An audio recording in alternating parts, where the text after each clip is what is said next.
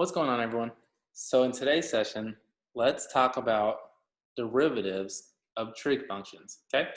And so far, we've talked about the derivative or the rate of change, right, of general functions in terms of using the definition, using the shortcut or the power rule. And in the last video, we talked about approximating the curve of your derivative, right, based on some function curve that was given to you, okay? And we were able to do that by approximating the slope of the tangent line, right, at points that we picked along the curve. And so in there, we said that we would first choose the peaks and the troughs, right? Because at that point, there's no rise, and so their slope would be 0, right?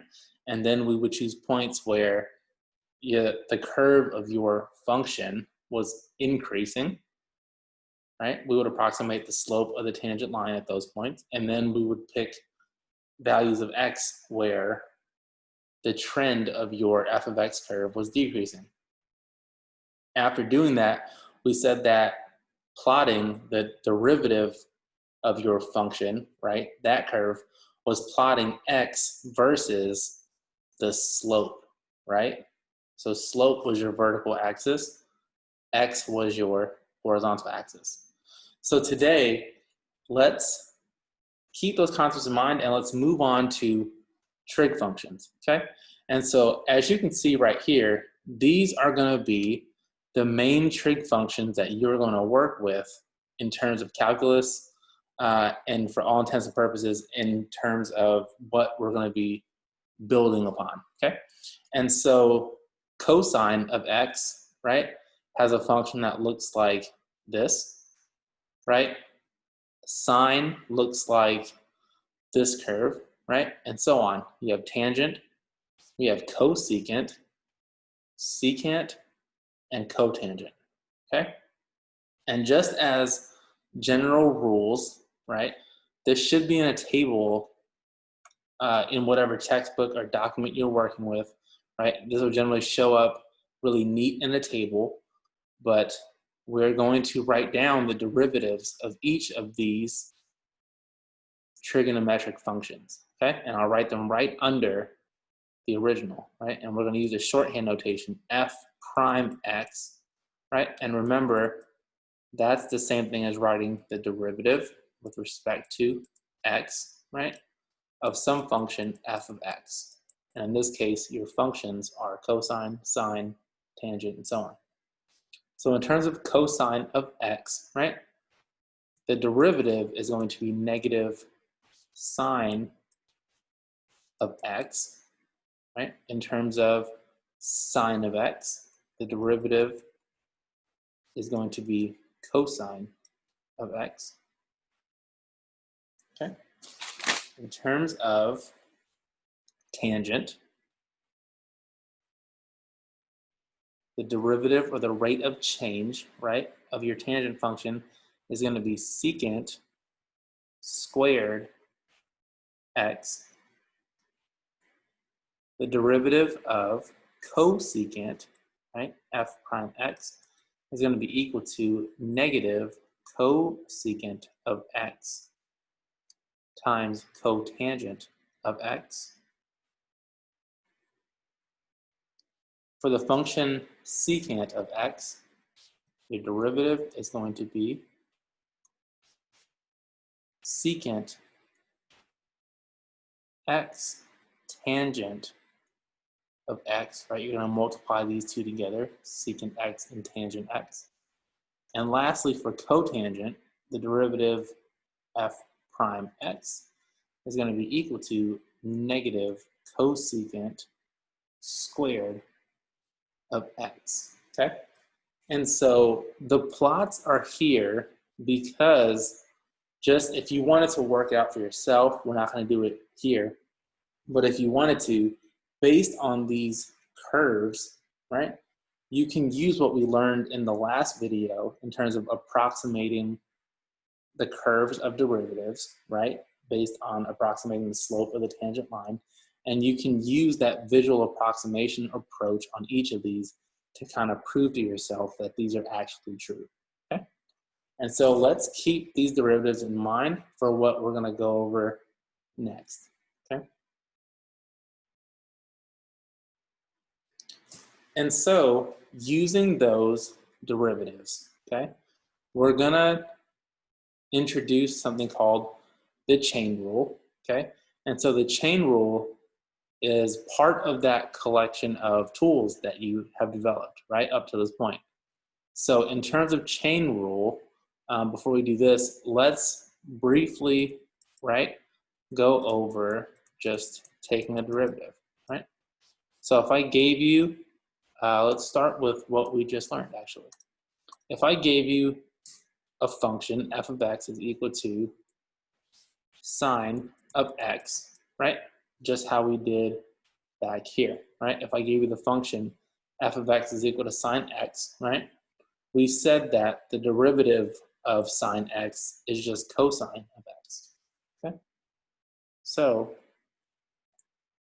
the derivative of sine x, right, is just going to be cosine of x, okay? And previously, before this, if I gave you another function, right, let's just call it g to make it different from f. If I gave you a function, 2x plus 3, right, our good old friend, and I asked you to find the derivative, right, of g of x, right, meaning that I wanted you to find the derivative with respect to x of g of x, right, which is the derivative, the derivative, sorry, with respect to x of 2x plus 3, we said that using the power rule, we know that we need to distribute our derivative to each one of these terms, right? Off the bat, the derivative of a constant, right, because 3 is just a number, that's going to be 0. So the derivative of 3 is going to be 0. And using the power rule, the derivative of 2x we know is just 2. Okay? So this whole thing is going to be equal to 2 plus 0, meaning the derivative of g of x, right? The derivative right to x of 2x plus 3, right, is 2. And so now, what if I were to ask you, right? And let's make this the first example. If I were to ask you to assess the derivative of f of g of x, okay? And so take a second and look at what this means, all right? So remember, for example, I'll write it over here, right, as scratch work, as just work, okay? Just so we don't get messed up. When I give you f of x is equal to, let's just say 2x plus 3, right? And I want you to assess this function, right, where x is equal to 2, right? I'm assessing the function at 2. All I'm doing is wherever I see x, right, I'm going to plug in a 2. So I'm going to plug in 2 right here. So this is going to turn into 2 times 2 plus 3 equals 7, okay? Easy. Same thing here. Now, what I'm saying is, for my function f of x, right, which is sine of x, right, wherever I see x, right, wherever I see x, I'm going to plug in g of x. So how is that going to look? So that's going to look like f of, and then I'll write it like this, and maybe it'll be clear. When I evaluate the function f as x is equal to the function g of x, wherever I see x, I'm going to plug in g of x. So now I'm going to do sine of, and g of x is going to be 2x plus 3. right? So now that we know that f of g of x is equal to the sine of 2x plus 3, okay? And I'm going to erase this right now just to give us some more room. Or I'll keep it. So when we are trying to find the derivative of this function here, right? We want to find the derivative with respect to x of sine of 2x plus 3. We have to, right? We have to use something called the chain rule. So as a general rule, if you're trying to take the derivative, right, with respect to x of f of g of x, right, this is going to be equal to the derivative with respect to x of f of x, sorry about that, or of f of g of x, so the entire thing, right, and we'll get into that in a minute, multiplied by the derivative with respect to x of just g of x, right, the stuff on the inside. So just the stuff on the inside. And so the way that I like to think about the chain rule is using just these conceptual words, right? So the chain rule, in a sense, is finding the derivative of the entire function, right, multiplied by the derivative of just what's on the inside. So let's use this definition, right, of the chain rule and see what we get. All right, so let's do it here. The derivative with respect to x of the entire thing of, and let me erase this so it's a little more clear, okay?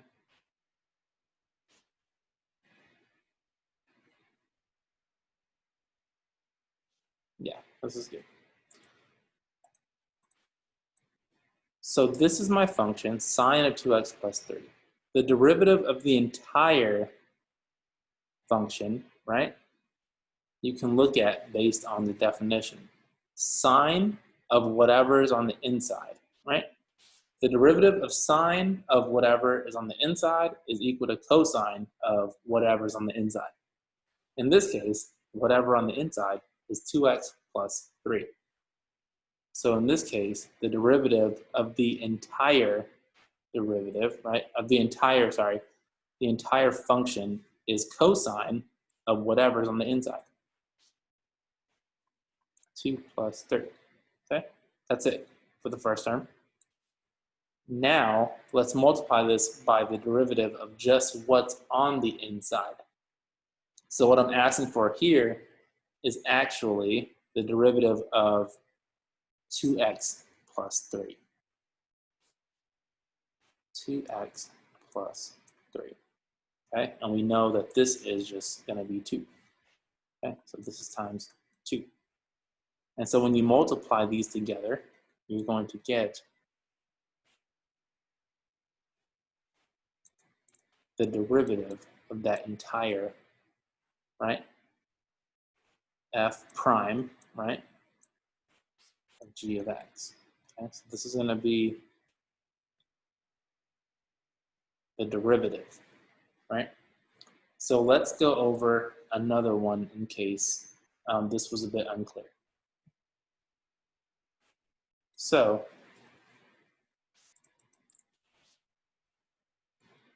again, before we do this, let's reestablish, right, the chain rule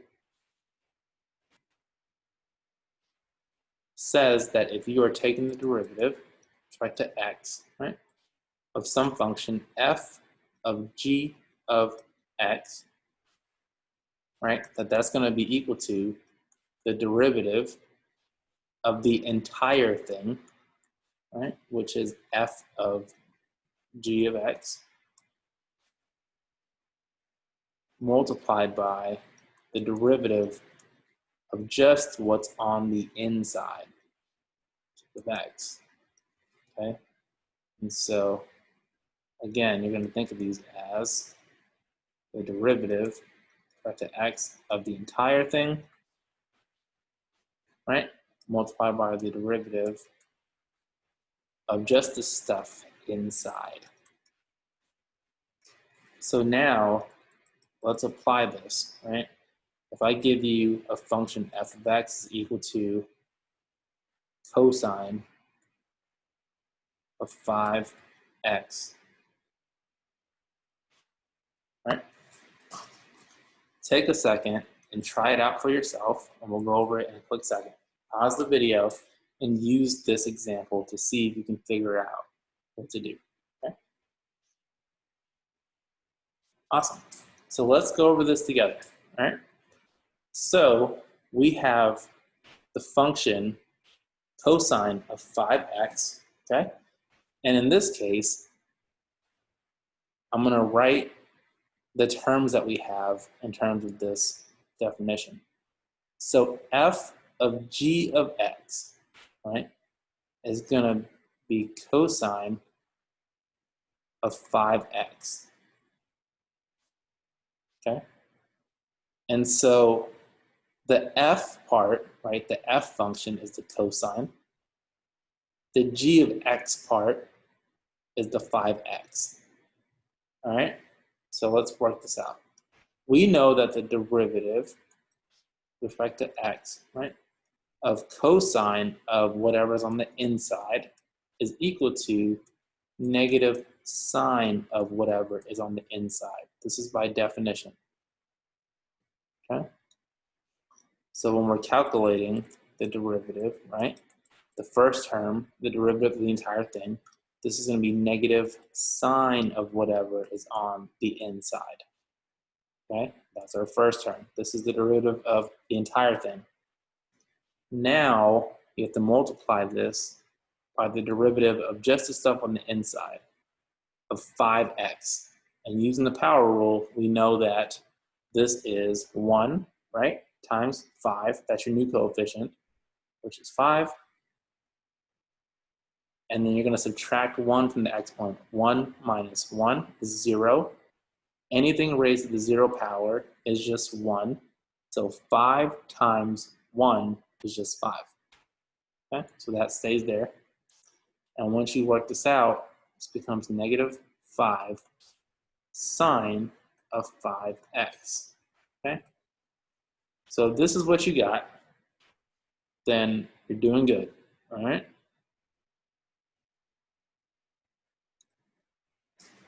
Let me give you one more example to do just to make sure that we get the idea of the chain rule. Okay? And so as your last one, let's choose, what's it called? Let's choose, so if I gave you f of x, right, is equal to, say, sine of 3x squared. Actually, we can make this one a challenge one. You can try it and we'll walk through it just to see if you understand it, right? Just to test your what's it called, understanding. Okay. So we have sine of cosine of x, right? And I'm trying to get you to understand that whenever you're given a function that looks a little weird, right, you want to be able to relate whatever you're given back to what you know. So in this case, if you take a step back and just look at it, you're going to realize that the outer, right, the outer f function is the sine of whatever's inside, right? And then whatever is inside the g of x part is cosine of x, okay? So go ahead and try to apply this yourself and take a second, and then we'll go over it. Awesome. So let's go over it and see if our answers kind of match, okay? So we said before that the sine of whatever is inside, right, that's the sine of cosine of x part. The stuff inside, we said, right, the g of x is cosine of x. So when we look to apply our conceptual definition, right, the derivative of the entire function multiplied by the derivative with respect to x, right, with respect to x, of just what's on the inside, this first term, right, is going to be solved by remembering that, again, the derivative with respect to x of sine of whatever is inside is just equal to the cosine of whatever is inside. Okay? Conceptually, that's how you're going to think about it. So now the derivative of the entire thing is just going to be equal to cosine of whatever is inside, cosine x. Okay? This is your first term. Multiply that by the derivative of just the stuff on the inside. And so the stuff on the inside is just cosine of x, right? And by definition, we know that the derivative with respect to x of cosine of x is equal to negative sine of x. And this is also by definition, right? And so the derivative of just what's on the inside is going to be negative sine of x. That's your second term. So now just multiply these together for your final answer. So now you're going to get negative, right, sine of x times the cosine of cosine x. This one was a fun one. So if you were able to follow with this, right, then you're getting there, okay? And if you're struggling a little bit, that's totally fine. Just go back to a more simple example and try to master the steps and then come back to this later, okay? So that's the chain rule, all right? And so if there are any questions in terms of the trig functions, the chain rule, please feel free to leave me a comment or a question, and I'll get back to you as soon as I can, okay?